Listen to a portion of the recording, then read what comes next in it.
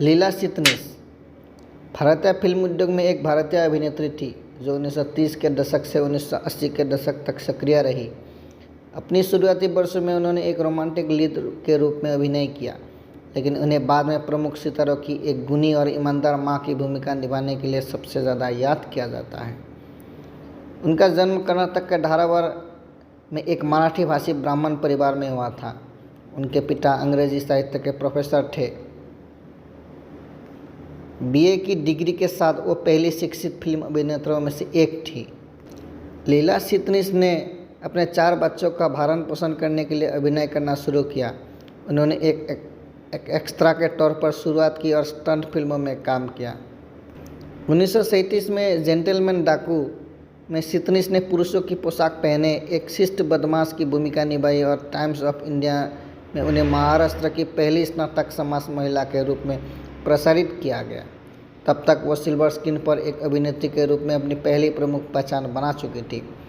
Bombay talkies में मुख्य महिला बनने से पहले चिटनिस ने प्रभात पिक्चर, पुणे और रंजीत मूवीटोन में काम किया। विवादास्पद फिल्मों में विशेषज्ञता रखने वाले बॉम्बे टॉकीज ने सामाजिक मानदंडों को चुनौती दी, खासकर विवाह और घृणित जाति व्यवस्था को लेकर बॉक्स ऑफिस पर सीमित सफलता प्राप्त की। लेकिन कंगन 1939 के साथ इसने वापसी की।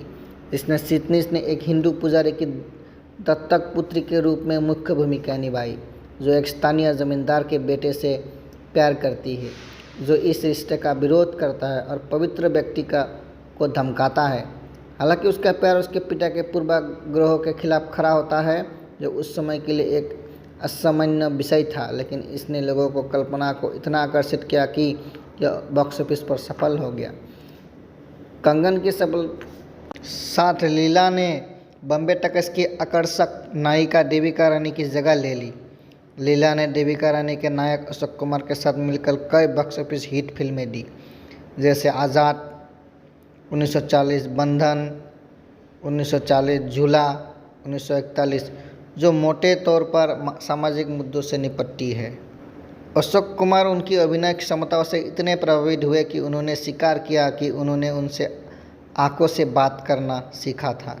1941 में अपनी लोकप्रियता और आकर्षण के शर्म पर चिटनिस ने लोकप्रिय लक्स साबुन ब्रांड का विज्ञापन करने वाली पहली भारतीय फिल्म स्टार बनकर एक तरह के इतिहास रच दिया, जो उस समय केवल शीर्ष हॉलीवुड अभिनेता को ही दी जाने वाली छूट थी।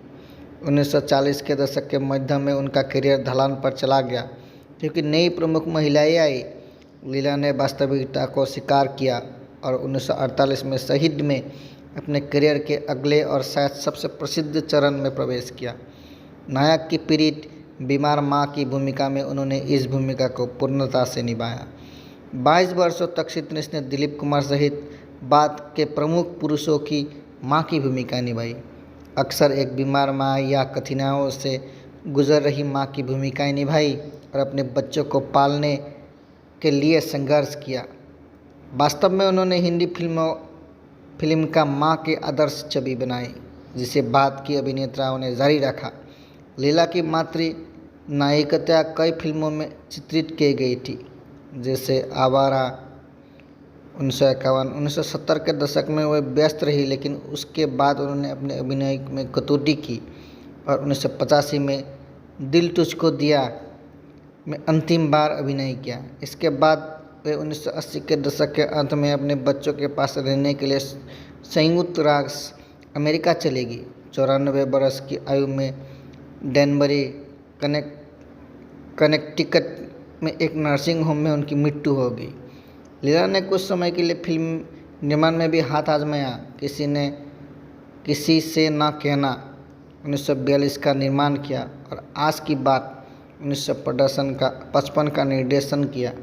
उन्होंने समरसेट मौघम के सेकेंड फिल्म के एक मंचीय रूपांतरण को लेखक और निर्देशन भी किया।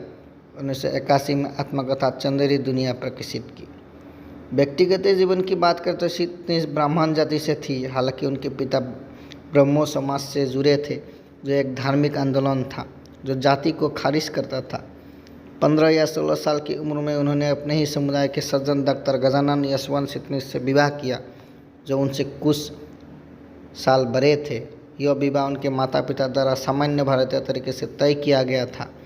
डॉक्टर सिटनेस एक योग्य चिकित्सक थे। दंपति के जल्द ही 4 बच्चे हुए और सभी लड़के।